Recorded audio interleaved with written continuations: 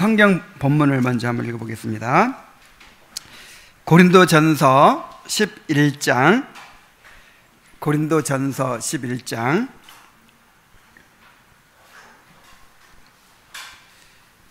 23절부터 34절까지 보겠습니다.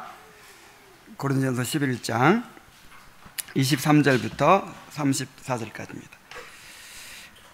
내가 너희에게 전한 것은 주께 받은 것이니 곧 주 예수께서 잡히시던 밤에 떡을 가지사 축사하시고 떼어 이르시되 이것은 너희를 위하는 내 몸이니 이것을 행하여 나를 기념하라 하시고 식후에 또한 그와 같이 잔을 가지시고 이르시되 이 잔은 내 피로 세운 새 언약이니 이것을 행하여 마실 때마다 나를 기념하라 하셨으니 너희가 이 떡을 먹으며 이 잔을 마실 때마다 주의 죽으심을 그가 오실 때까지 전하는 것이니라. 그러므로 누구든지 주의 떡이나 잔을 합당하지 않게 먹고 마시는 자는 주의 몸과 피에 대하여 죄를 짓는 것이니라.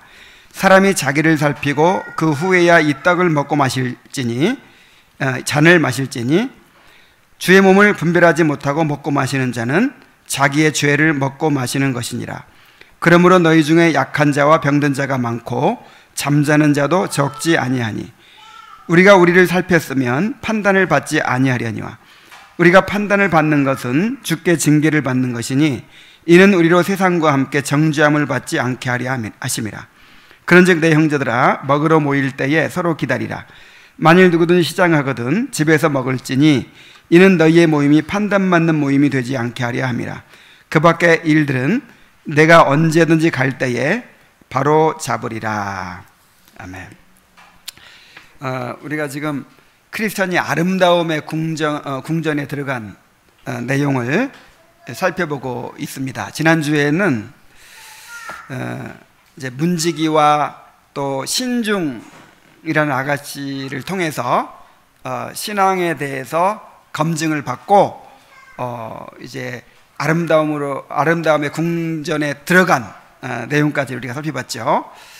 이제는 이 아름다움의 궁전에서 정말 풍성한 그런 교제를 누리고 또 축복을 누리는 그 아름다움의 궁전에서의 그 모든 유익을 누리는 이제 그런 내용을 우리가 살펴보게 될 텐데, 그것을 한마디로 말하면 이제 성찬에 참여하는 것으로 이렇게 요약할 수 있는데, 그래서 제가 성찬에 관련된 성경 본문을 읽었어요. 자, 오늘은 이제 성찬에 참여하기 위해서 또 이제 신앙의 점검을 받는 내용을 우리가 살펴보게 됩니다. 먼저 책 본문을 좀 길지만 그래도 한번 읽도록 하겠습니다. 96페이지입니다. 96페이지 중간부터 읽습니다. 그가 방 안으로 들어가 자리에 앉자 그들은 마실 것을 갖다 주면서 저녁 식사가 준비될 때까지 시간이 좀 남아있으니 그 시간을 가장 유익하게 보내기 위해서 몇몇 처녀들과 더불어 특별한 이야기를 나누었으면 좋겠다고 청하였다. 크리스천은 기꺼이 응해 주었다. 그들은 경건과 분별과 자애라는 이름의 아가씨들을 지명하여 크리스천과 대화를 시작하게 했는데 그들의 이야기는 이러하였다. 여기까지 보고요. 자, 이제 크리스천이 방 안으로 들어갔어요. 그래서 자리에 앉자 마실 것을 갖다 주면서 저녁 식사가 준비될 때까지 경건과 분별과 자애라는 아가씨들을 지명해서 대화를 시작하게 했다 그랬습니다. 여기서 저녁 식사는 성찬을 의미해요. 크리스천이 아름다움의 궁전에서 풍성한 만찬에 참여했듯이 성도는 이제 교회의 회원이 된 성도는 교회에서 그리스도께서 자신의 살과 피로 마련하신 영혼의 풍성한 양식을 공급받게 됩니다. 그리스도께서는 이것을 나타내기 위해서 성찬을 제정하셨어요. 자, 성찬이 무엇입니까? 그리스도께서 우리에게 차려주시는 밥상인데 이것은 십자가에서 흘리신 보혈로 십자가에서 내어주신 자기 몸을 통해서 우리가 영생에 이르도록 영의 양식을 공급해 주시는 것을 나타내는 것이죠. 이것이 성찬이죠. 또 경건, 분별, 자애는 교회의 직분자들을 가리킨다 그랬죠. 직분자들이 가져야 될 그런 자질을 이제 이 이름에 담고 있어요. 경건해야 돼요. 또 분별력이 있어야 되고 사랑이 있어야 됩니다.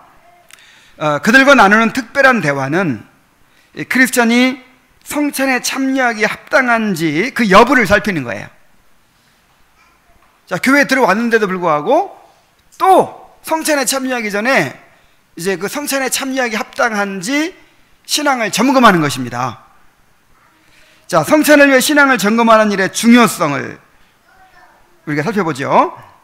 자, 성찬은 교회 안에 들어온 사람이 다른 지체들과 한 몸을 이루어서 그리스도와 누리는 교제를 가리킵니다. 자, 다른 지체들과 한 몸을 이루어서 이제 그리스도와 교제를 누리는 거예요. 은혜 가운데 교제를 누리고 나중에 또 영광 가운데 교제를 누리게 되죠. 그러므로 그리스도께 대한 믿음과 사랑이 없는 사람, 그리스도와 그의 몸된 교회에 대한 헌신을 거부하는 사람이 성찬에 참여하게 되면 그리스도의 희생을 모독하는 행위가 됩니다. 하나님께서는 이렇게 성찬을 모독하는 자를 심판하십니다. 어떻게 심판하셨어요? 아까 우리 고린도전서 11장에 보니까 29절부터 보니까 주의 몸을 분별하지 못하고 먹고 마시는 자는 자기의 죄를 먹고 마시는 것이니라. 그러므로 너희 중에 약한 자와 병든 자가 많고 잠자는 자도 적지 아니하니 그랬어요. 그러니까 하나님께서 병으로 치시고 또 심지어 죽이기도 하셨다는 거예요. 무섭죠?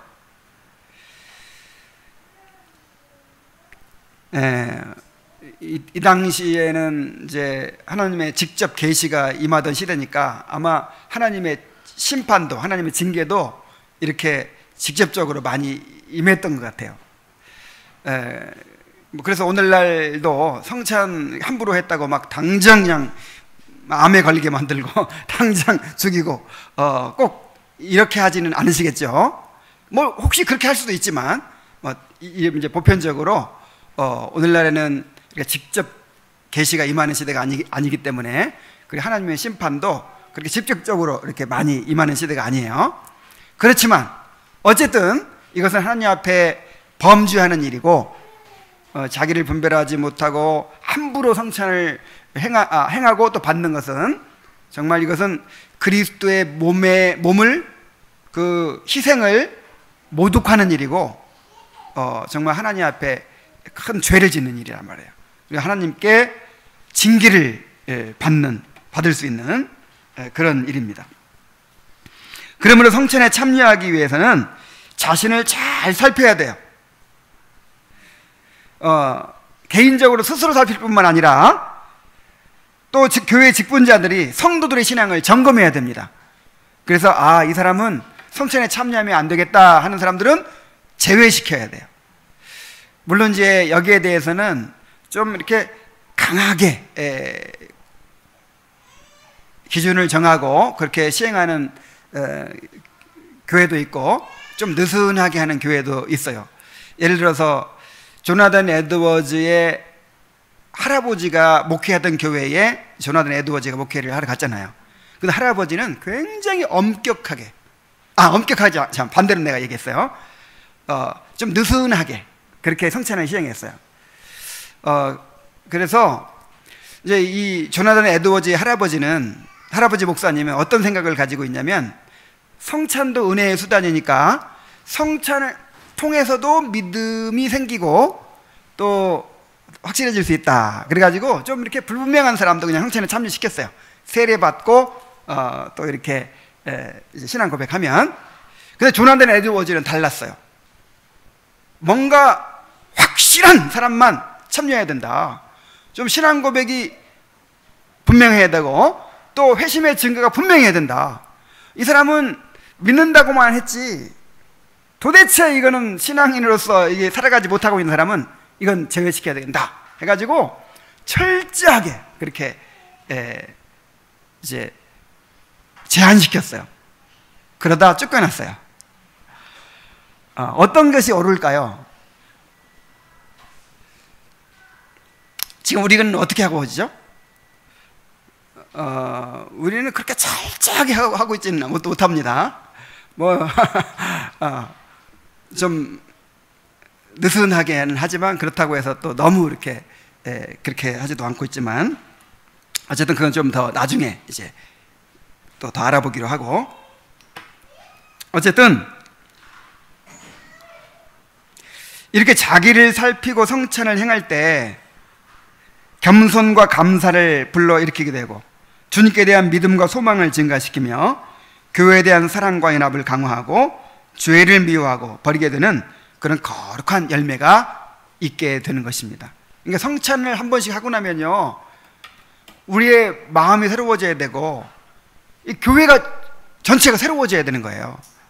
왜 그렇죠? 성찬을 앞두고 자기를 살피잖아요.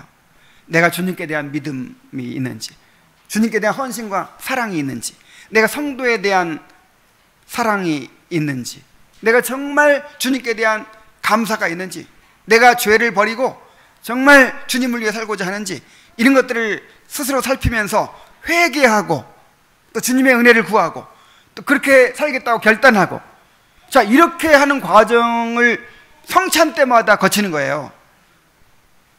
이게 얼마나 큰 은혜가 되겠습니까? 그렇죠? 그래서 성찬을 하고 나면 서로 사이가 안 좋았던 사람도 어떻게 돼야 돼요? 어떻게 돼야 돼요? 화해하고 그냥 하나가 되고 그렇게 돼야 되는 것입니다. 그게 성찬이에요. 한떡에 참여한다는 것은 이제 주님만 받아들이는 것이 아니고 주님께만 헌신하는 것이 아니고 이 성도들을 그렇게 사랑하겠다는 것이잖아요. 그런 의미로 성찬을 받는 거잖아요. 근데 나는 그럴 마음이 없어. 저 사람 내가 절대 내가 상대 안 한다. 그러면 성찬을 받으면 어떻게 돼요? 이거는 죄를 짓는 거예요. 이거는 죄를 먹고 마시는 것이 되죠. 그래서 이제 이 새 아가씨들이 이 크리스찬과 이제 대화를 하게 되는데요. 여기서 이제 질문들을 합니다. 새 아가씨가 이렇게 아주 날카로운 신앙을 점검하는 질문들을 하는데, 이 질문들은 우리의 신앙을 점검해 볼 수 있는 아주 중요한 질문들이에요. 그래서 이제 크리스찬이 받는 질문들을 보면서 내 자신에 대한 질문으로 생각하고 또 스스로 답을 그렇게 해보시기 바랍니다. 자, 먼저 또 책을 한번 읽겠습니다. 자, 경건과의 대화입니다. 자, 어서 오세요. 선한 크리스찬 선생님. 오늘 저희가 당신을 호의적으로 받아들여 집안으로 모셔드렸으니 저희들의 부족한 경험과 지식을 넓혀주기 위해 당신의 순례 여정 중에 겪은 이야기를 들려주시면 무척 감사하겠습니다. 참 겸손하죠. 우리는 아무리 신앙이 어린 사람이라도 서로 이렇게 신앙을 함께 나눌 때 서로에게 유익을 끼치게 되는 것입니다. 그래 바울 사도가 로마서를 쓰면서 로마에 가서 내가 복음을 전해주려고 한다. 그러면서 피차 안위를 받으려고 한다 그랬어요. 그러니까 바울만 일방적으로 주겠다는 것이 아니라 그들을 통해서 바울도 은혜를 받겠다는 것이죠. 성도의 교제는 이렇게 피차 서로 은혜를 주고받는 것입니다. 자, 기꺼이 그렇게 하지요. 당신들의 마음이 이다지도 선하여 호의를 베풀어 주시니 참 기쁩니다. 처음에 당신으로 하여금 순례 여정을 택하도록 한 것은 어떤 동기에서였나요? 제가 사는 고장의 멸망의 도시에 계속 머물러 있으면 피할 수 없는 파멸에 이르게 되리라는 무서운 목소리가 제 귀에서 떠나지 않았기 때문에 결국 이렇게 떠나오게 되었습니다. 자, 그렇다면 고향을 떠나올 때 어째서 하필 이 길을 택하게 되었나요? 그것은 하나님의 섭리에 의해서였습니다. 제가 멸망의 두려움에 사로잡힌 채 어디로 가야 할지 몰라 떨며 울고 있을 때 우연히 전도자라는 분을 만났는데 그분이 좁은 문으로 가라고 가르쳐 주었답니다. 그분이 아니었다면 좁은 문을 찾을 도리가 없었을 터인데 그가 가르쳐준 길로 접어들어 계속 오다 보니 여기 이 집 앞에 이르게 된 것입니다. 그런데 해석자의 집에는 가지 않으셨나요? 그분 댁에 갔었지요. 그곳에서 저는 일생 동안 잊혀지지 않고 기억 속에 남아있을 여러 가지 광경들을 보았는데 그 중에서 특히 세 가지 광경이 가장 인상 깊게 남아있습니다. 설명해 드리자면 사탄의 온갖 방해에도 불구하고 은혜를 계속 우리의 마음속에 있게 하는 그리스도의 사역이 그하나요, 하나님의 자비를 소망할 수 없을 정도로 많은 죄를 지은 사람의 모습이 또 하나이고, 마지막으로는 잠자는 중에 최후의 심판날을 목격한 사람의 광경입니다. 그렇다면 그 꿈꾼 사람의 이야기도 들어보셨나요? 물론 들었지요. 제 생각에도 그것은 정말 무서운 것이었습니다. 그의 이야기를 듣는 동안 제 마음이 몹시 아팠지만 그래도 들은 것을 매우 기쁘게 여기고 있습니다. 해석자의 집에서 본 것은 그것이 전부였습니까? 아니, 그 밖에도 많이 있었지요. 해석자께서는 제 손을 잡고 아주 웅장한 궁전 앞으로 인도해 주셨는데 그 안에는 황금빛 의복을 입은 사람들이 유유히 뜰을 거닐고 있었습니다. 많은 사람들이 그 궁전 안으로 들어가고자 했지만 문을 지키고 서 있는 무장한 병사들 때문에 아무도 감히 안으로 들어가지 못하고 있었습니다. 그때 한 용감한 사나이가 나타났습니다. 그는 그를 저지하려는 무장한 군인들과 치열한 싸움을 벌인 끝에 그들을 무찌르고 궁전 안으로 들어갔습니다. 저는 궁 안 사람들이 그를 환영하는 것과 그가 영광의 멸류관을 차지하는 모습을 보았습니다.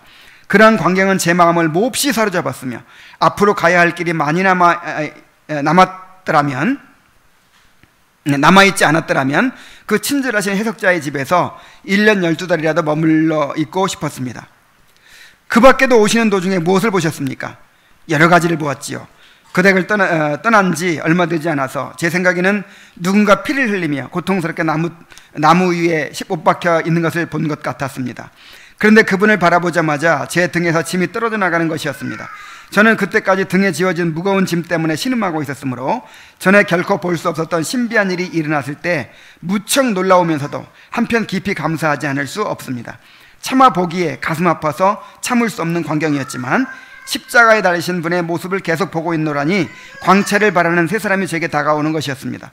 그들 중에 한 분이 제 죄가 사함을 받았다고 증명해 주셨고, 다른 한 분은 제가 걸치고 있던 누더기 옷을 벗겨 지금 보시는 것과 같은 아름답게 수놓인 겉옷을 입혀주셨으며, 세 번째 분은 제 이마에 있는 바로 이 증표를 찍어주고 또 봉인된 두루마리를 주셨습니다.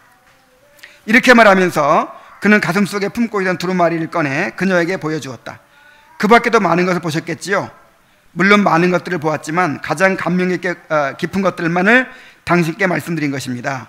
그 밖에도 걸어가고 있던 길에서 조금 벗어난 곳에 천박, 나태, 거만 등으로 불리는 세 사람이 발에 쇠고랑을 찬 채 자고 있는 것을 보았는데 아무리 깨워주려고 해도 애써도 그들은 들은 척도 하지 않고 계속 잠만 자려고 했습니다. 또한 허례와 위선이라는 사람들이 지름길로 시온산에 가기 위해서라면서 담을 넘어 들어오는 것을 보았는데 옳은 길로 가지 않고 담을 넘어서 시온산에 가는 것은 불가능하다고 말해주어도 들은 척도 하지 않더니 이내 자취를 감추고 말았습니다. 이 산을 올라올 때 좀 더 쉽고 편한 길을 택하려다 결국 도중에 자멸하게 된 거지요. 사실 무엇보다도 어려운 일은 이 험난한 산을 올라오는 일이었고, 사나운 사자들이 으르렁거리고 있는 길 옆으로 걸어와야 하는 일도 못지않게 어려운 일이었습니다. 솔직히 말해서 저 문 옆에 계신 착한 문지기가 제게 용기를 북돋워 주시지 않았더라면 지금쯤 저는 돌아가 버리고 말았을지도 모릅니다.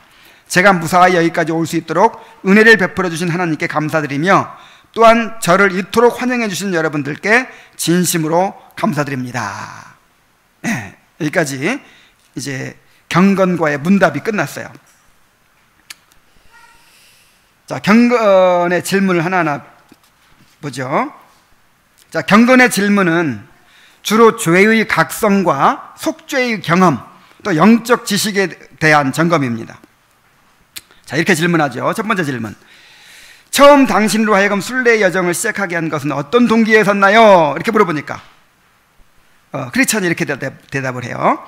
멸망의 도시에 계속 머물러 있으면 피할 수 없는 파멸에 이르게 되리라는 무서운 목소리가 제 귀에서 떠나지 않았기에 이렇게 떠나오게 되었습니다. 이렇게 대답을 해요.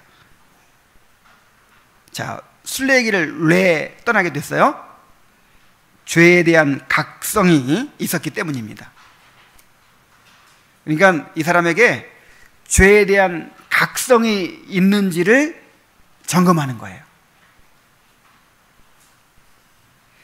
자, 죄에 대한 각성이 없다면 아직 순례의 길을 떠난 것이 아니에요. 그렇죠? 교회를 다니고 있어도 정말 자신의 죄와 비참을 깊이 깨닫고 주여 나를 불쌍히 여기소서 하는 그런 마음이 없다면 그냥 종교 생활을 하는 것이지 그게 순례의 길이 아니라 이 말이에요. 그래서 이제 그걸 점검해 보는 거예요.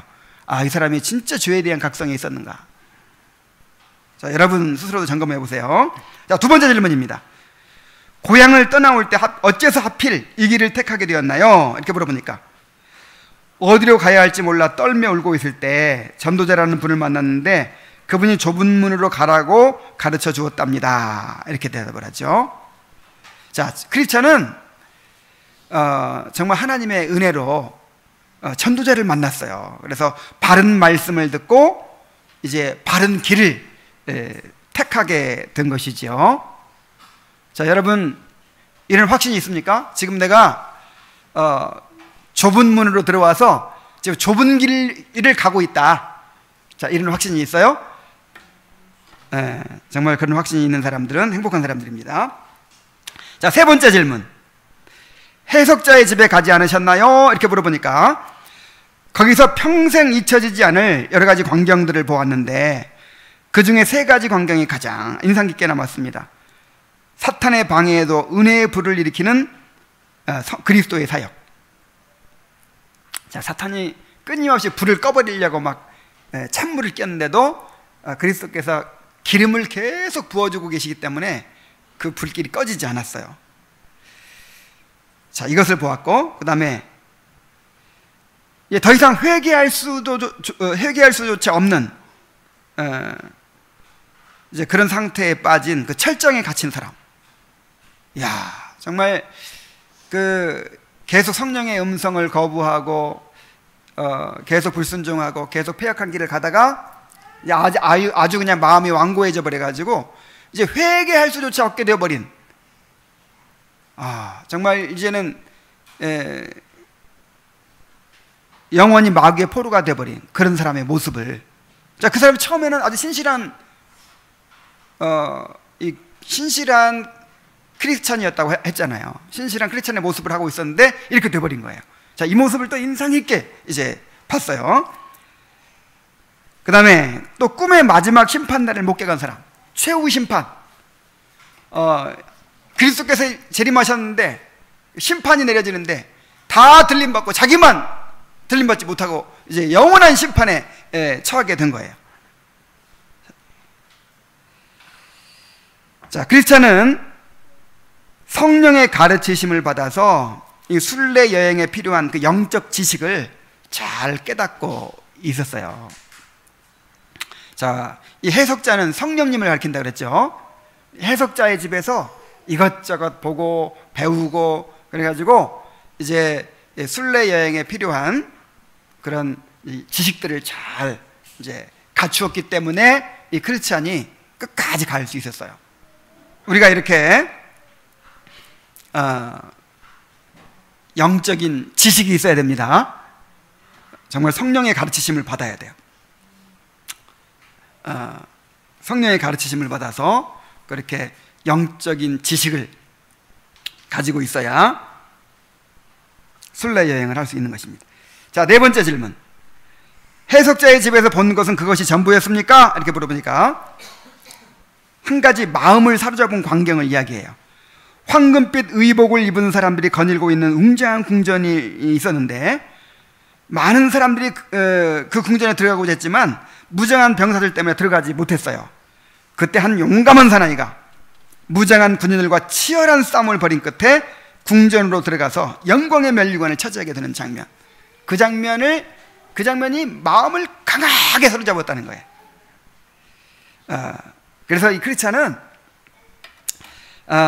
이 순례의 길에 반드시 뭐가 있다? 영적인 싸움이 있다 하는 것은 이제 마음에 딱 새긴 거예요. 그리고 어떠한 고난과 위험이 있더라도 끝까지 포기하지 않고 순례의 길을 가겠다라고 하는 그런 각오가 딱 새겨진 것입니다. 자, 여러분에게도 그런 믿음이 있기를 바랍니다. 천국은 침노하는 자의 것이라고 그랬죠. 천국은 침노하는 자의 것이라고 했고, 그 다음에 천국에 들어가려면 많은 환난을 받아야 될 것이라고 했어요. 그래서 정말 편하게 그냥 쉽게 천국 가려고 해서는 안 됩니다. 정말 그리스도와 함께 고난받는 과정을 통해서 우리가 천국에 들어가게 되는 것입니다. 자, 또 5번째 질문. 그 밖에도 오시는 도중에 무엇을 보셨습니까? 이렇게 물어보니까 십자가에서 죄짐을 벗고 난 후에 또 죄사함의 확증을 받고 아름답게 수놓인 겉옷을 받고 이마에 증표와 두루마리를 받은 것을 이야기합니다. 자, 그러니까 크리스찬은 그리스도의 십자가에서 자신의 죄가 사해지는, 십자가를 통해서 자신의 죄가 사함받은 그런 십자가 체험이 있었어요.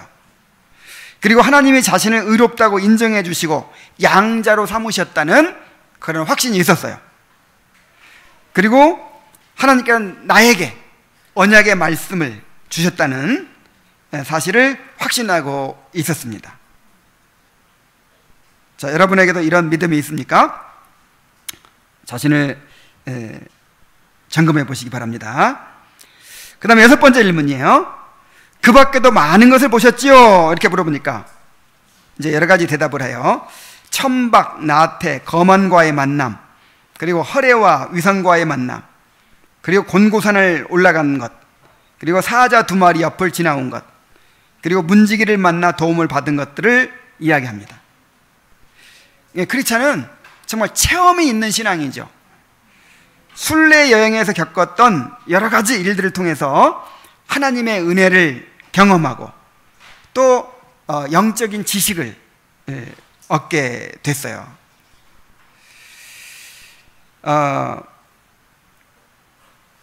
크리스찬은 경건과의 대화를 마치면서 제가 무사히 여기까지 올 수 있도록 은혜를 베풀어 주신 하나님께 감사드리며 또한 저를 이토록 환영해 주신 여러분들께 감사드립니다 라고 말하죠. 이게 무슨 말입니까? 자신이 지금까지 걸어온 길이 자신의 힘으로 된 것이 아니라 하나님의 은혜로 된 것임을 인정하고 감사하는 것입니다. 자, 이것이 바른 신앙의 증거죠. 이 정말 바른 길을 가고 있는 사람은, 바른 신앙의 길을 가고 있는 사람은 이 겸손과 감사가 있어요. 자신의 죄를 깊이 깨달았기 때문에, 또 하나님의 은혜를 경험했기 때문에 정말 자기를 내세우지 않아요. 아마 보통 사람들 같으면 그랬을 거예요. 내가 말이죠, 내가 이래봬도 내가 가족들을 다 버리고 내가 주님을 따르는 사람이에요. 그리고 딴 사람들은 뭐 절망에 낙담의 늪에 빠져가지고 막 돌아가 버렸는데 나는 그래도 거기서 이기고 나왔어요. 막 곤고산을 나는 이렇게 올라왔어요. 막 이렇게 이제 내가 어떻게 했다 막 이렇게 할 텐데, 내가 여기까지 무사히 올 수 있었던 것은 나 된 것은 어떻게 된 것이라? 주님의 은혜로 된 것이라, 이렇게 고백하는 거예요. 여러분 정말 그렇게 느끼고 계십니까? 여기까지 오게 된 것이 정말 이 미련하고 무지하고 어리석은 내가 정말 엉뚱한 길로 헤매다가 멸망에 빠져 있어야 되는데 하나님께서 전도자를 만나게 하시고 바른 말씀을 듣게 하시고 어리석은 나를 깨우치해서 이곳까지 이렇게 인도해 주신 것이라고 믿습니까? 그래서 정말 겸손과 감사, 이것이 여러분의 신앙의 특징이 되기를 바랍니다. 자, 이제 2번째 또 점검을 하는 사람이 누구냐면 분별이에요. 분별. 이 분별의 질문은 주로 진정한 회개가 있는지, 죄를 미워하고 죄로부터 점점 떠나고 있는지에 대한 점검입니다. 정말 참된 신앙의 동기를 가지고 있는지 이런 걸 점검하는 거예요.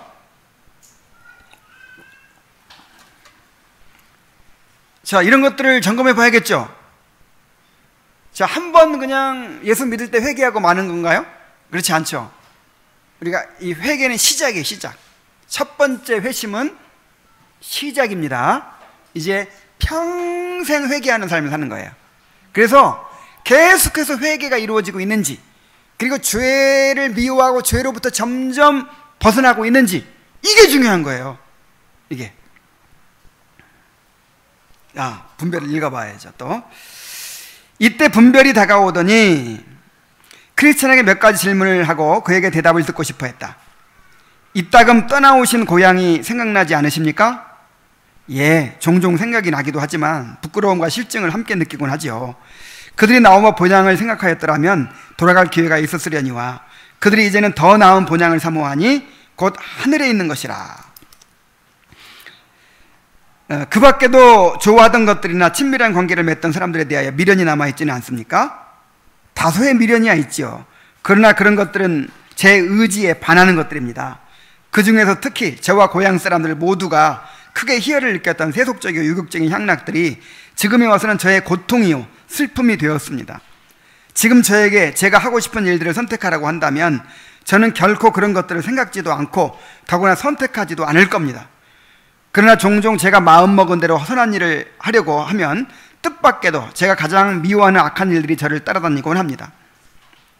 그런 괴로움들이 이전에는 당신께 상황과 혼란을 가져다 주었지만 이제는 모두 사라져버리고 극복할 수 있게 되었다는 것을 종종 발견하지 않으십니까? 예, 좀처럼 자주 일어나지 않지만 그러한 일들이 제게 일어나는 시간이야말로 제게는 가장 귀하고 값진 시간들이지요. 때때로 당신을 괴롭히던 여러 가지 일들이 당신에게서 떠나버렸다고 느껴질 때 어떤 방법으로 극복할 수 있었는지 기억하십니까? 예, 십자가를 볼 때 제가 느꼈던 기쁨과 고통으로부터의 해방감이 저의 괴로움을 이기게 해주었다고 생각합니다. 또 제가 입고 있는 이 수놓은 겉옷을 볼 때, 혹은 가슴에 깊이 간직하고 다니는 두루마리를 들여다볼 때마다 그런 느낌이 들지요. 또한 제가 지금 어디를 향하고 있든지 생각할 때마다 마음이 따뜻하게 녹아들면서 그런 느낌이 들곤 한답니다. 무엇 때문에 당신은 그다지도 쉬운 산으로 가기를 원하십니까? 그곳에 가면 십자가에 못 박혀 돌아가신 분이 살아계실 것을 뵐 수 있으리라 희망하고 있습니다. 또한 그곳에 가면 지금까지 절 괴롭히던 모든 것들을 떨쳐버릴 수 있을 뿐만 아니라 거기에는 더 이상 죽음이 존재하지 않는다고 하니 저는 제가 가장 사랑하는 사람들과 그곳에서 즐겁게 살기를 소망하고 있습니다. 진실로 말하건대 저는 제 무거운 짐을 벗게 해주신 그분을 진심으로 사모하고 있으며 제 자신의 내적인 허약함에 대해서 피로를 느끼고 있습니다. 더 이상 죽음이 존재하지 않는 곳에서 끊임없이 거룩하도다를 찬송하는 성도들과 더불어 살게 될 것을 소망하고 있지요. 여기까지 또 보겠습니다. 자, 분별의 질문은 진정한 회개가 있는지, 죄를 미워하고 죄로부터 점점 떠나고 있는지, 참된 신앙의 동기를 가지고 있는지, 이런 것들을 물어본 것이라고 했죠. 자, 첫 번째 질문입니다. 이따금 떠나오신 고향이 생각나지 않으십니까? 이렇게 물어보니까 고향이 생각나지만 부끄러움과 실증을 느낍니다.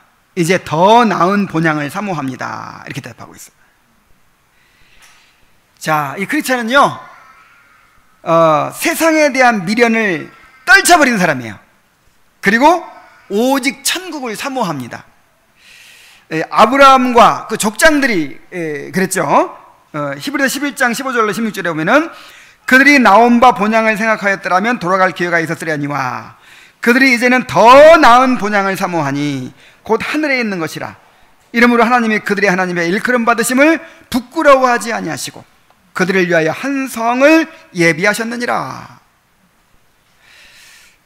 참, 이 아브라함과 이삭과 야곱이 3대가 천막에 살면서 이리저리 그렇게 나그네의 삶을 살았는데 막 기근이 나가지고 애굽에 내려가기도 하고 블레셋으로 가기도 하고 막 이런 고초를 겪었는데 그러면서도 어디로 안 돌아갔어요?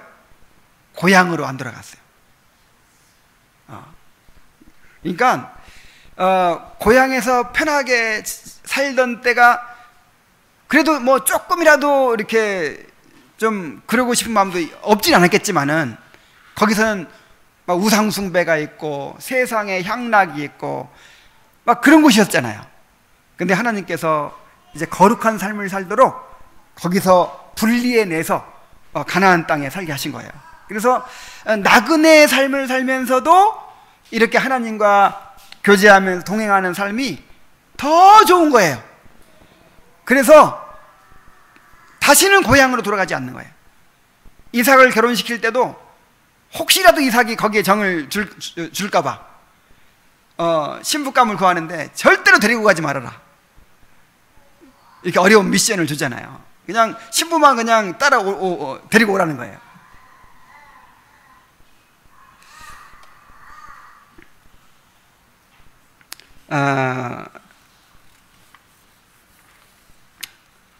이 거듭난 그리스도인들은, 진정으로 회심한 그리스도인들은 세상으로부터 돌아선 사람들입니다. 회개가 뭐냐면 세상으로부터 돌이켜서 하나님께로 향하는 것이죠. 이제 세상에 대한 미련을 버리는 사람이에요. 세상의 즐거움, 세상에서의 그런 성공이나 세상에서의 행복, 이런 것이 이제는 이제 내 추구하는 목적이 아닌 거예요. 이런 것들에 대해서 환멸을 느낀 거예요. 더 이상 이 세상에서 얻을 것이 없다는 것을 깨달은 거예요. 그래서 세상에 대해서 나를 십자가에 못 박아버린 거예요.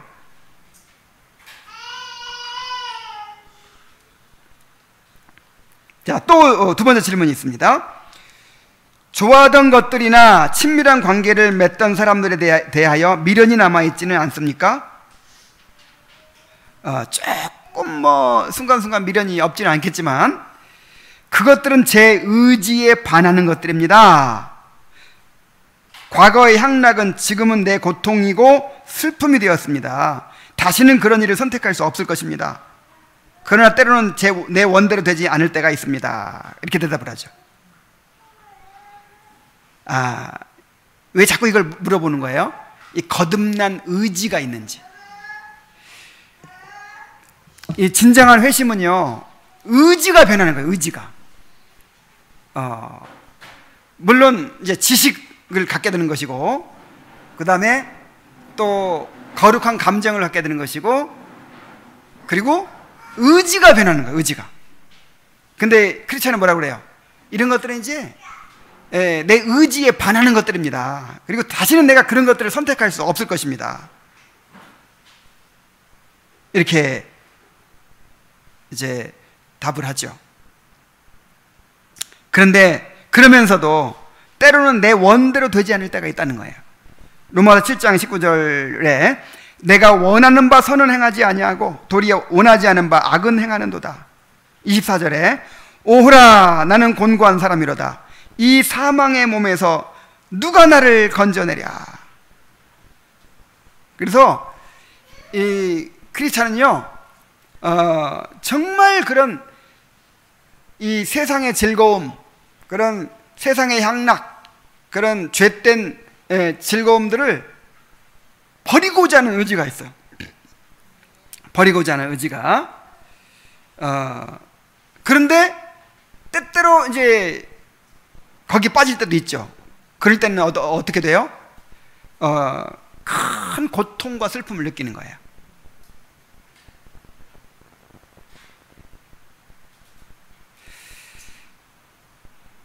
우리 유한홍 형제가 그 거룩에서 발췌한 글을 이렇게 올린 글 중에서 거룩이 행복이다, 그런 내용을 올렸죠. 얼마나 참 마음에 기쁨이 되는지 몰라요. 여러분 이거 느끼죠? 언제가 제일 행복하단가요? 내가 이 죄를 이렇게 멀리하고 정말 이 경건을 회복하고 은혜 가운데 있을 때, 그때가 제일 행복하죠. 근데 내 마음이 죄에 사로잡히고 죄된 즐거움을 누리고 막 그럴 때 어때요? 너무 너무 고통스러워요. 너무 슬퍼요. 주님의 임재를 잃어버리고 구원의 즐거움을 잃어버리고, 참 이거처럼 불행한 일이 없어요. 그래서 그리스도인들은 거룩이 행복이라는 걸 깨달은 사람들이에요. 이것이 가장 큰 즐거움이고 행복이 되어야만 죄를 이길 수 있어요. 여러분, 왜 죄에 빠집니까? 죄가 주는 즐거움 때문이에요. 죄가 주는 즐거움이 있다니까요. 그래서 이 죄가 고통이 되고 슬픔이 되지 않으면, 그리고 거룩이 행복이 되지 않으면 절대로 죄를 이길 수 없습니다. 이렇게 하면 내가 벌받아, 안 돼. 뭐 이런 것만 가지고는 안 돼요. 이렇게 하면 복을 못 받아. 참다가 그냥 빠져버리는 거죠. 나를 억제하고 이래 가지고 되는 게 아니에요.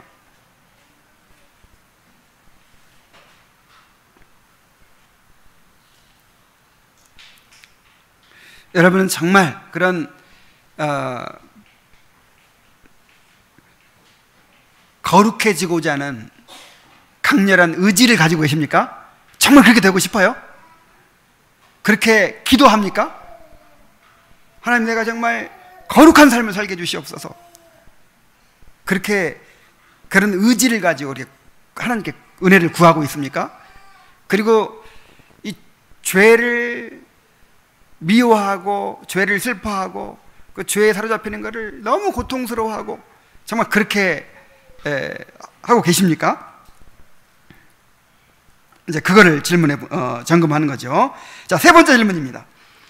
그런 괴로움들이 이전에는 당황과 혼란을 주었지만 이제는 모두 사라져버리고 극복할 수 있게 되었다는 것을 종종 발견하지 않으십니까? 이렇게 물어보니까, 예, 자주 일어나지는 않지만 이런 경험이야말로 귀하고 값집니다. 여러분, 죄로부터의 승리, 이 죄로부터의 승리를 경험해가는 삶을 살아야 돼요. 뭐 자주 일어나지는 않지만 이제 점점 죄를 극복하고 승리하는 경험들을 해가는 거예요. 그리고 그것이 가장 귀하고 값진 축복으로 여겨지는 것입니다. 이런 승리의 경험이 있어야 되는 거예요. 승리의 경험이. 지긋지긋하게 나를 물고 늘어지던 그 죄를 이렇게 벗어버리고 그 자유함을 누리고 해방감을 누리고 정말 그런 죄를 점점점 극복해가는, 죄로부터 점점 멀어져가는 그런 삶이 되시길 바랍니다. 그냥 그 이스라엘 백성을 보세요. 광야에서 40년간을 뱅뱅 도는 거예요. 앞으로 가나안을 향해 전진하지 못하고 계속 그 자리를 맴돌아요. 그러다 죽었어요. 꼭 이렇게 사는 사람들이 있어요. 그냥 맨날 죄를 범하고 깨지고 그 다음에 회개하고 돌이켰다가 또 죄를 범하고. 물론 이제 우리가 다 어느 정도는 그렇게 하지만 그러면서도 그 죄를 벗어버리고 전진하는 게 있어야지. 1년 지나면 좀 나아지는 게 있어야지. 성장해야죠.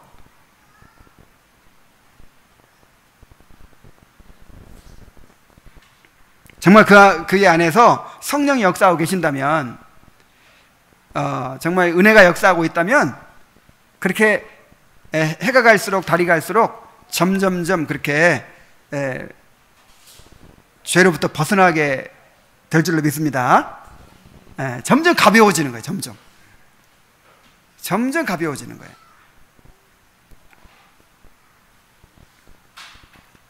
네 번째 질문.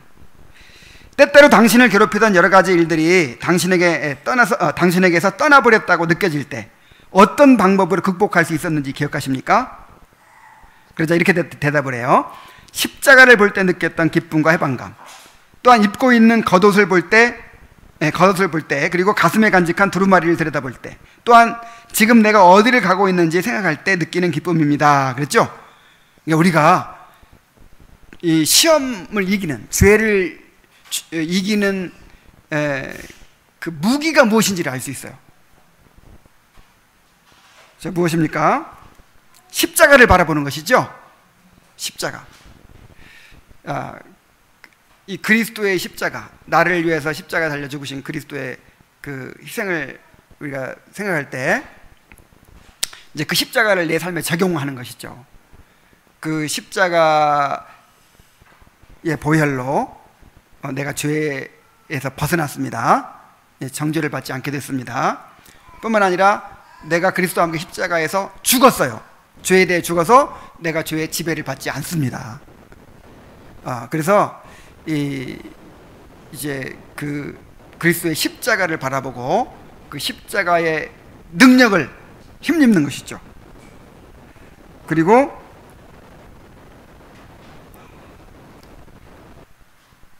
또 입고 있는 겉옷을 본다는 건 뭐예요? 그 겉옷이 칭의잖아요. 칭의, 의롭다 하심 받은 거. 우리는 천국 갈 때까지 값없이 우리를 의롭다고 인정해 주신 그 칭의의 은혜가 우리의 무기가 됩니다. 그래서 우리가 칭의를 누려야 성화가 이루어질 수 있는 거예요. 그 다음에 언약의 말씀을 붙드는 것. 크리스찬이 계속 두루마리를 읽으면서 위로를 받고 두루마리를 읽으면서 또 교훈을 받고 했던 것처럼 하나님께서 우리에게 주신 언약의 말씀을 또 시편 기자처럼 계속해서 마음에 간직하고 묵상하고 그 언약의 말씀을 통해서 우리가 승리할 수 있습니다. 그다음에 또 한 가지가 뭐예요? 천국의 소망이죠. 지금 내가 어디로 가고 있는지를 생각할 때 느끼는 기쁨, 그랬죠. 이게 천국의 소망이잖아요. 여러분, 실제로 천국의 소망이 여러분에게 실제적인 위로와 힘을 주고 있습니까? 지난 한 주간 동안 살아가면서 천국의 소망 때문에 위로받고 천국의 소망 때문에 힘을 얻고 천국의 소망 때문에 고난을 이기고 그렇게 했나요? 이것이 그리스도인의 삶입니다. 그 소망이 실제적인 것이 되어야 돼요. 실제적이어야 돼요. 그냥 막연하게 그냥 관념으로만 있는 것이 아니라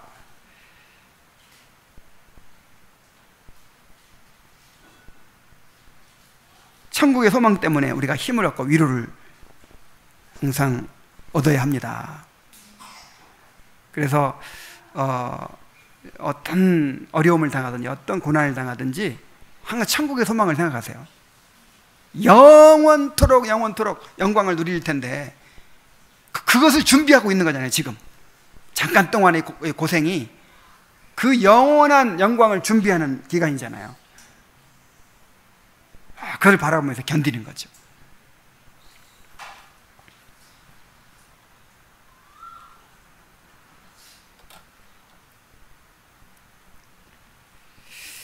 자, 그럼 다섯 번째 질문이 있습니다. 무엇 때문에 그다지도 쉬운 산에 가기를 원합니까? 이렇게 질문했어요. 그러자 대답을 합니다. 십자가에 못 박혀 돌아가신 분이 살아계신 것을 뵐 수 있으리라고 희망하기 때문에, 나를 괴롭히던 죄를 떨쳐버릴 수 있을 뿐 아니라 거기에는 죽음이 더 이상 존재하지 않기 때문에, 자신의 내적인 허약함에 대하여 필요를 느끼고 있기 때문에 성도들과 함께 하나님을 찬송하며 살게 되기를 소망하기 때문입니다. 그래. 야, 이 신앙의 동기가, 참된 동기가 무엇인지를 보여주는 거예요. 그러니까 교회 열심히 다닌다고 신앙 좋은 거 아니죠? 신앙의 동기가 있는 거예요. 여러분, 천국 가고 싶어 한다고 신앙 좋은 거 아니에요? 천국 왜 가고 싶어요? 나 빨리 죽고 싶어. 빨리 천국 가고 싶어. 이놈의 세상. 살기 싫어. 뭔가 회피, 도피, 이런 거. 이런 것이 아니고, 지금 크리스찬은 뭐 때문에 가고 싶어 해요? 그리스도를 사랑해서 그리스도를 만나고 싶어 하는 거예요. 여러분, 천국의 원래 이름이 뭐예요? 하나님의 나라. 천국의 원래 이름은 하나님의 나라입니다. 하나님의 나라. 그러니까 하나님이 계신 곳이에요. 하나님이 충만하게 임재하고 계시는 곳이에요. 그래서 천국은 하나님 만나러 가는 거예요. 이 땅에서 하나님을 사랑하고 하나님을 그리워하고 이 땅에서는 육신 때문에 하나님과 완전히 연합하지 못하고 그렇게 막 너무 안타깝고 막 이러던 사람들이 그렇게 하나님을 그리워하고 그렇게 갈망하다가 이제 하나님의 나라에 가서 하나님의 영광을 바라보며 즐거워하는 곳이 천국이에요. 그런데 이 땅에서 하나님께 관심도 없어.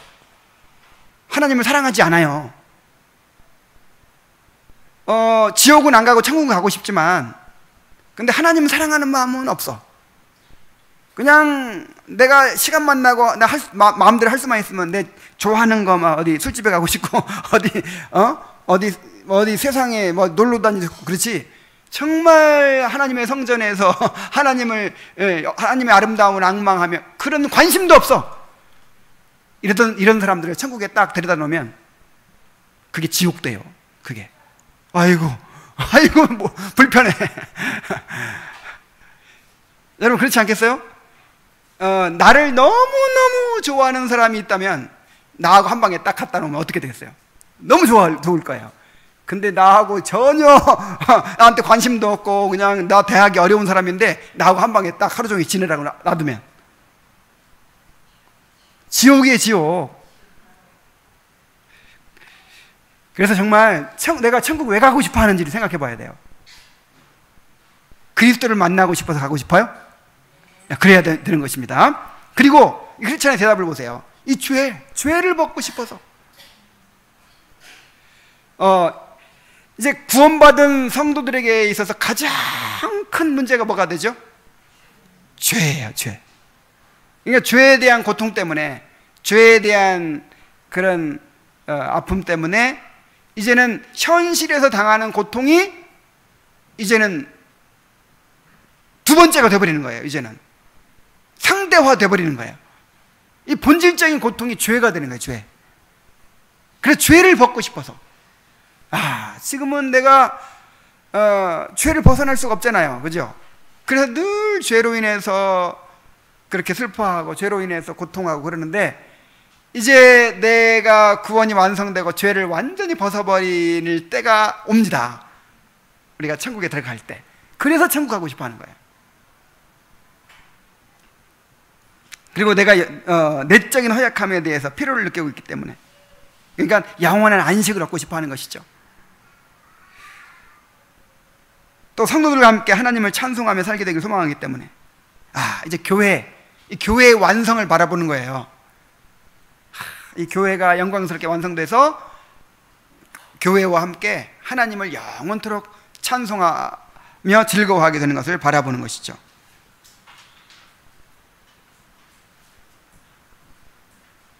그래서 우리가 이 천국 가는 목적이라고도 할 수 있고, 우리 신앙생활의 동기라고도 할 수 있는 거예요. 신앙생활의 동기. 신앙생활의 동기는 그리스도와 교제가 되어야 됩니다. 그리스도와 연합하는 것이 되어야 돼요.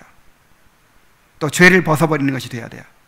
영원한 안식을 얻게 되는 것, 교회와 함께 하나님을 즐거워하게 되는 것이 우리 신앙의 목적, 동기가 되어야 하는 것입니다. 자, 이걸 점검하는 거죠, 이제. 그 다음에 마지막으로 자해의 질문인데, 정말 이 아픈 질문이에요. 주로 다른 영혼들에 대한 관심이 있는지, 특히 가정에서 선한 영향을 미치고 있는지에 대한 점검입니다.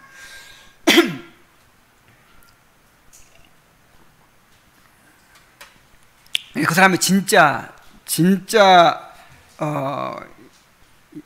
거듭난 사람인지, 신앙생활을 정말 살아있는 신앙생활을 하고 있는지를 알려면 가정생활을 봐야 돼요. 가정생활.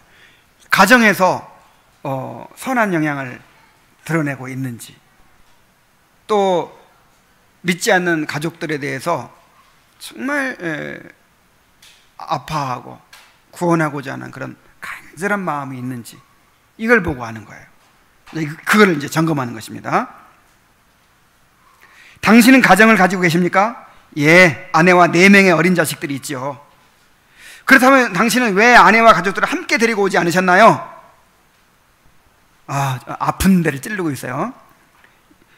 저는 그들과 함께 오기를 간절히 원했지만 그들은 저를 이상하게 생각하면서 제가 순례의 길에 오르는 것을 완강하게 반대했죠. 이 자의 질문 읽지도 않았네. 다시 읽어보겠습니다. 자, 이거 안 읽어도 되는데 그래도 같이 책을 읽기로 했으니까 읽는 거예요. 자, 101페이지 맨 밑에, 이때 자해가 이야기 도중에 끼어들면서 선생님, 당신은 가정을 가지고 계십니까? 당신은 결혼하셨나요? 하고 크리스천에게 물었다. 예, 아내와 4명의 어린 자식들이 있지요. 그렇다면 당신은 왜 그들을 함께 데리고 오지 않으셨나요? 그러자 크리스천은 눈물을 흘리며 대답했다. 아, 저는 그들과 함께 오기를 얼마나 원했는지요. 하지만 그들은 저를 이상하게 생각하면서 제가 순례의 길에 오르는 것을 완강하게 반대했지요. 하지만 그곳에 남으면 멸망과 위험만이 남아있다는 것을 그들이 깨달을 수 있도록 그들을 열심히 설득하고 권고했어야 했습니다. 물론 그렇게 했죠. 뿐만 아니라 하나님께서 머지않아 우리가 살고 있는 도시가 멸망할 것임을 제가 미리 가르쳐 주었다고 여러 번 설득했지만 그들은 제가 농담하는 것으로 여기고 믿지 않았습니다. 그럼 하나님께서 그들에게 은총을 베푸사 당신의 참된 충고를 그들이 받아들이게 해달라고 기도해 보셨습니까? 예, 아주 간절한 기도를 하나님께 드렸답니다. 당신도 알다시피 아내와 자식들이야말로 제겐 둘도 없이 귀하고 사랑스러운 존재들이었으니까요. 그렇지만 당신 자신이 느낀 멸망의 두려움과 슬픔을 그들에게도 알기 쉽게 설명하고 보여주셨나요? 제가 보기에 선생님께서는 멸망이 오리라는 것을 확실히 알고 있었던 것 같은데요. 물론이지요. 반드시 멸망하게 된다고 여러 번 반복해서 설명해 주었답니다. 그는 제 안색에서 나타나는 공포와 두려움, 저의 뜨거운 눈물, 그리고 제가 우리의 머리 위에 걸려있는 하나님의 심판을 깨달았을 때 부들부들 떨고 있는 모습 등을 여러 번 볼 수 있었습니다. 그럼에도 불구하고 이 모든 것들이 그들이 나와 동행하도록 설득하기에 충분하지 못했던가 봅니다. 그들이 따라오지 않으려는 이유를 그들은 어떻게 설명하던가요? 아내는 속세의 모든 물질과 영화를 잃어버릴까 두려워했고, 아이들은 젊은 시절에 어리석은 쾌락에 빠져 있었으므로 이것저것 온갖 핑계를 대면서 저 혼자만 이 방랑의 길을 떠나도록 내버려 두었지요. 혹 당신의 무질서하고 공허한 생활이 당신의 설득력을 약화시켜 그들로 하여금 당신과 동행하려는 의도를 잃어버리게 한 것은 아닐까요? 정말 그랬을지도 모르겠습니다. 제 생활은 온갖 결함으로 가득 차 있었기 때문에 당신께 말씀드리기가 부끄러울 지경이니까요. 저는 논쟁이나 설득을 통하여 다른 사람을 선으로 인도하는 것보다는 자연스러운 대화를 통해서 인도하는 것이 훨씬 효과적임을 잘 알고 있습니다. 그럼에도 불구하고 여러 가지 꼴사나운 행동들을 함으로써 혹 그들의 순례 여행에 대한 혐오감을 갖게 되지는 않을는지는 몹시 걱정하면서 제 나름대로 세심한 주의를 기울였습니다. 그러자 저의 이러한 소심스러운 행동에 대해서 그들은 제가 너무 용의주도한 사람이라고 욕을 하더군요. 결국 그들을 선으로 인도하기 위해서 그들 스스로는 아무런 죄악을 느끼지 않는 것들을 저 혼자서만 나쁘다고 걱정하면서 조심한 셈이지요. 어쩌면 제가 하나님께 죄를 짓는 일이나 이웃에게 해를 끼치는 행위 등에 대해 조심했던 것이 그들을 저지했을 수도 있다고 생각합니다. 옳은 말씀이에요. 가인이 그의 동생 아벨을 미워한 것도 역시 저 자신의 행위는 악한데 반해 동생의 행위는 의로운 데 있었지요. 만일 선생님의 아내와 자식들이 이러한 주의와 조심스러운 행동에 대해서 당신에게 화를 냈다면 그들은 선으로 인도되기에는 가능성이 없는 사람들입니다. 그러므로 당신은 가족들의 피로부터 당신의 영혼을 구원한 셈입니다. 네, 여기까지 읽어보겠습니다.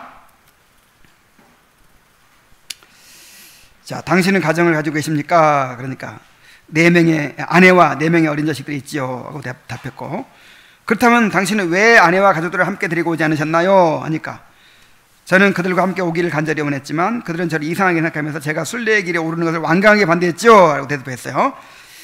자, 3번째로, 하지만 그곳에 남으면 멸망과 위험만이 남아있다는 그들이 깨달을 수 있도록 열심히 설득하고 권고했어야 했습니다.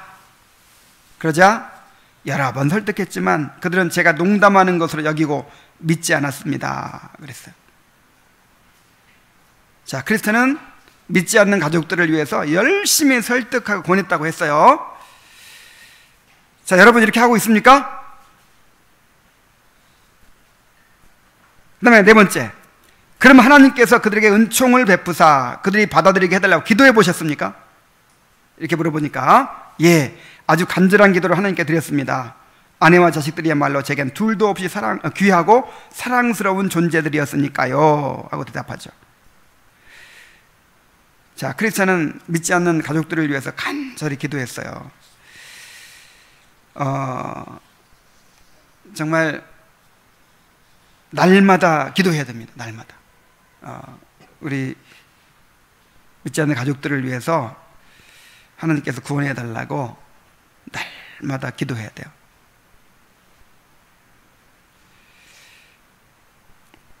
네. 5번째 질문 넘어가죠. 당신 자신이 느낀 멸망의 두려움과 슬픔을 그들에게도 알기 쉽게 설명하고 보여주셨나요? 물론이지요. 반드시 멸망하게 된다고 여러 번 설명해 주었습니다. 그들은 제 안색에서 나타나는 공포와 두려움, 저의 뜨거운 눈물, 그리고 제가 하나님의 심판을 깨달았을 때 부들부들 떨고 있는 모습 등을 여러 번 볼 수 있었습니다. 그러니까 말로만이 아니라 그 모습을 통해서, 삶을 통해서 복음을 증거했다는 것이죠.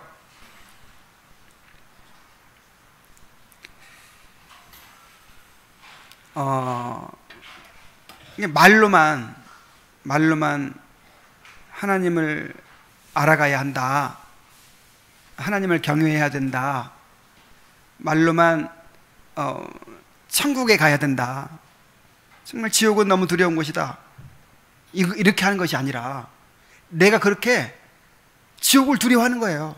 천국을 너무너무 사모하는 거예요. 그리고 하나님 알아가는 그 즐거움으로 살아가는 거예요. 그리고 하나님을 경외하는 것이 내 삶에서 드러나는 거예요. 이 말보다요, 이렇게 그 삶을 통해 느껴지는 게 더 강력한 메시지가 됩니다. 그래서 우리가 이제 자녀들한테 본을 보여야 돼, 이런 말 하죠. 또 목사는 성도한테 본을 보여야 돼, 이런 말 하죠. 근데 본을 보이려고 하다 보면은 위선자가 돼요. 내가 이렇게 행동하면 또 이렇게 하겠지. 자꾸 의식해가지고 사람들에게 보이는 모습을 생각하면서 이렇게 행동하다 보면은 이제 위선자가 돼요. 그냥 아무도 안 볼 때는 지금은 이제 본 안 보여도 되니까 그래서 점점 위선자가 된다고요. 그냥 본 보이려고 하지 마세요. 본을 보이려고 하지 말고 내가 실제로 그렇게 살아요. 실제로. 그냥 목사가 성도한테 본 보이려고 하면 위선자밖에 안 돼요. 갈수록. 그냥 내가 한 사람의 성도로서 그냥 솔직하게 살아가는 거예요. 내가 말씀을 사모하고, 내가 영혼들을 위해서 간절히 기도하고, 내가 죄와 싸우고, 내가 그렇게 살면 그걸 사람들이 잠깐은 속일 수 있어도 길게는 못 속입니다. 다 느껴요. 사소한 것에서 그 사람의 가치관이나 그 사람이 추구하는 거, 그 사람이 관심 갖고 생각하는 것이 이게 전달된다고요. 근데 가족들은 어떻겠습니까? 가족들은 내가 어떻게 말을 기가 막히게 잘하면 요놈을 내가 설득을 할 수 있을까? 아니면 요놈은 내 자식을 말한 거예요. 내가 어떻게 성경을 많이 배워가지고 조직신학을 배워가지고 그냥 설득해버리면 남편을 꼼짝 못하게 그냥 해가지고 데려올 수 있을까? 이렇게 하려고 하지 마시고, 내가 막 선한 행위를 막 보여줘가지고 해야 돼, 그렇게 하지 마시고, 내가 한 사람의 신자로서 그렇게 그냥 지옥을 두려워하고 죄를 미워하고 하나님을 사랑하고 그렇게 살아가는 거예요. 그러면 느껴져. 가장 가까운 사람들이 가장 잘 느낄 수 있을 거 아니에요?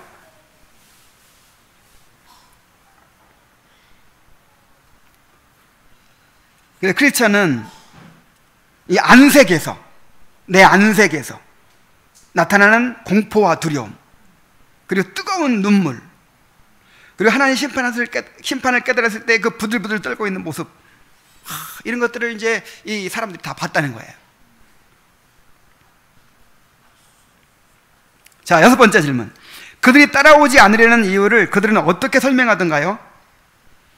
아내는 속세의 모든 물질과 영화를 잃어버릴까 봐 두려워했고, 아이들은 젊은 시절에 쾌락에 빠져 있었으므로 이것저것 온갖 핑계를 대면서 저 혼자만 이 방랑의 길을 떠나도록 내버려 두었죠. 자, 사람들이 믿음을 갖지 못하는 이유가 무엇입니까? 세상을 사랑하기 때문이에요. 자, 주님께 자신을 드리지 못하는 이유가 뭐예요? 세상을 사랑하기 때문에, 죄를 즐거워하기 때문이에요.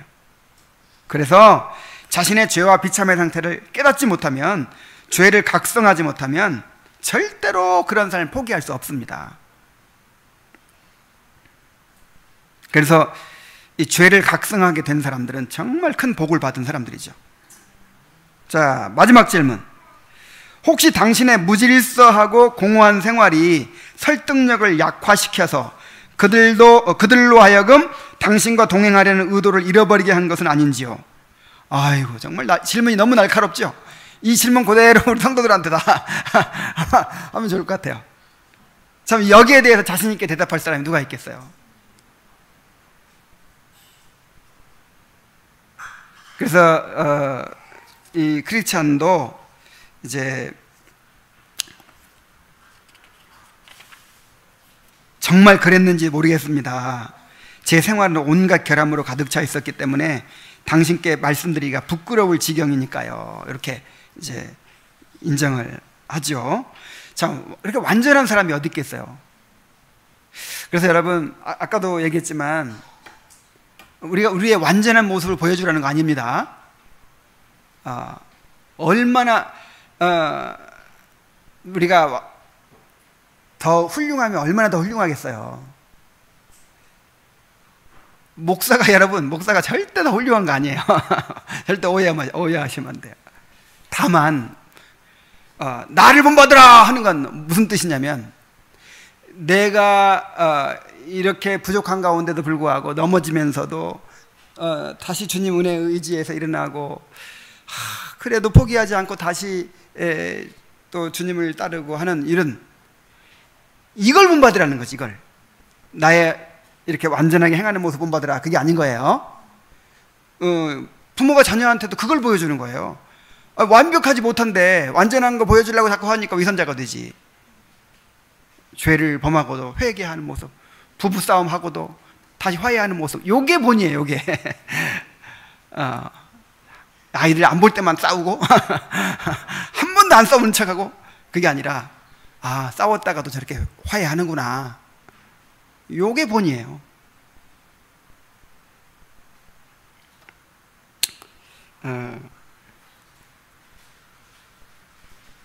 그래서 이제 이 크리스천은 자기의 부족함이 있지만 그래도 저의 꼴사나운 행동 때문에 그들의 순례여행에 허무감을 갖게 되지 않도록 내 나름대로 세심한 주의를 기울였습니다. 그래서 경건하게 살고 더 선하게 대하고 참 이렇게 하려고 노력을 한 거예요. 그런데 자, 이렇게 하면 사람들이 다 좋아할까요? 그렇지 않아요. 그런데 그들은 오히려 저의 이런 행동을 비판했다고 했어요. 어쩌면 제가 선하게 행동하고자 한 그것이 그들을 저지했을 수도 있습니다. 다시 말하면 자신의 삶이 그들이 그리스도께 나오는데 방해가 되지 않도록 하려고 경건하고 선한 삶을 보여주고자 노력했는데 그들은 오히려 그것을 더욱 미워하고 비판했다는 거예요. 자해가 이렇게 말합니다. 옳은 말씀이에요. 가인이 그 동생 아벨을 미워한 것도 역시 자신의 행위는 악한데 반해 동생의 행위는 의로운 데 있었지요. 만일 선생님의 아내와 자식들이 이러한 주의와 조심스러운 행동에 대해서 당신에게 화를 냈다면 그들은 선으로 인도되기에는 가능성이 없는 사람들입니다. 그러므로 당신은 가족들의 피로부터 당신의 영혼을 구원한 셈입니다. 이게 무슨 말이에요? 그러니까 내가 책임이 없다는 거죠. 그런 경우에는 내가 책임이 없다는 거예요. 내가 복음을 전해주지 않고 내가 삶으로 보여주지 않아서 만약에 그 사람이 내 가족 중에서 이제 구원받지 못하면 그 피를 나한테 찾는다 그랬어요. 나한테 책임이 있다는 뜻이죠. 근데 부족하지만 그렇게 정말 진실하게 경건하게 정말 주님을 따르려고 하는 것을 보여주었고, 그 다음에 또 말로도 전해주려고 했고, 그런데 그것 때문에 더 미워하고 핍박하고 그렇게 된 경우에는 이제 나에게 책임이 없다는 거죠.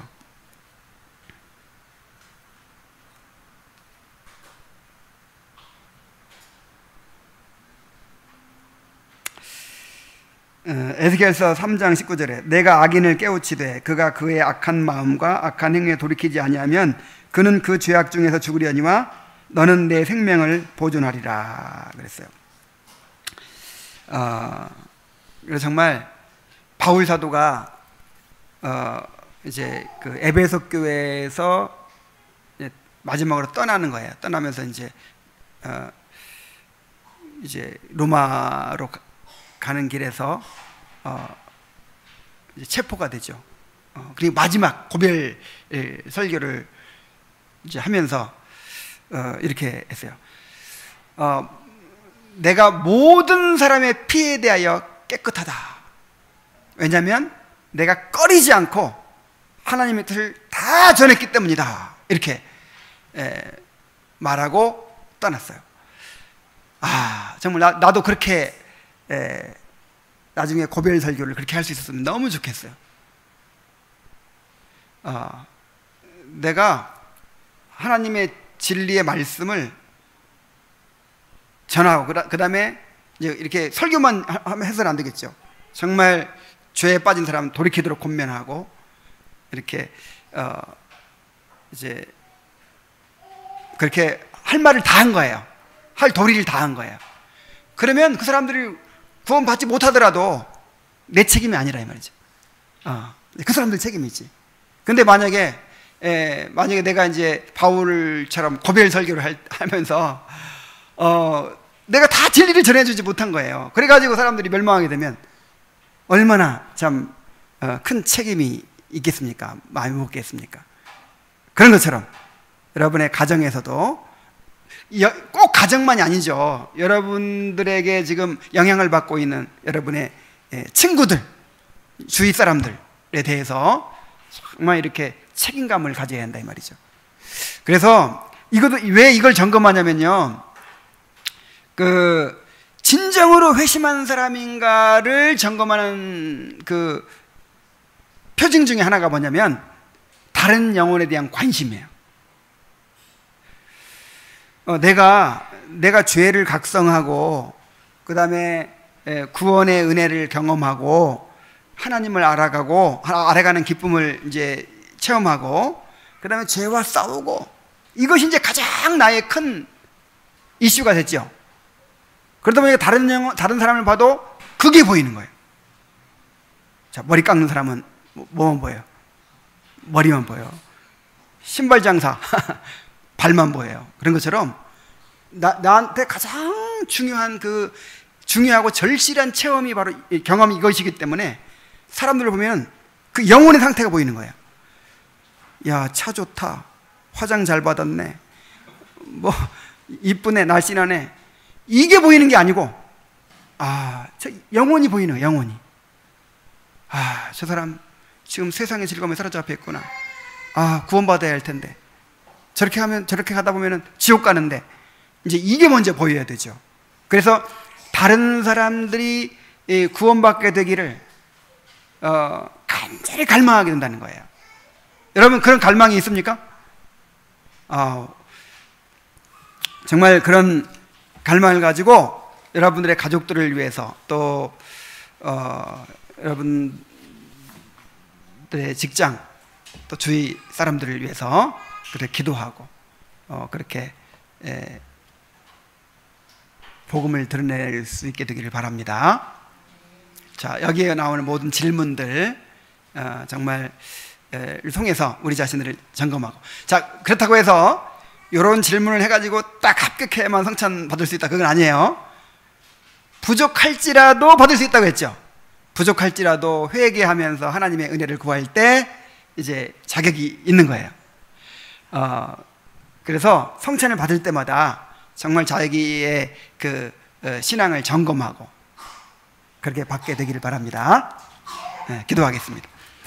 하나님 아버지, 오늘 크리스찬이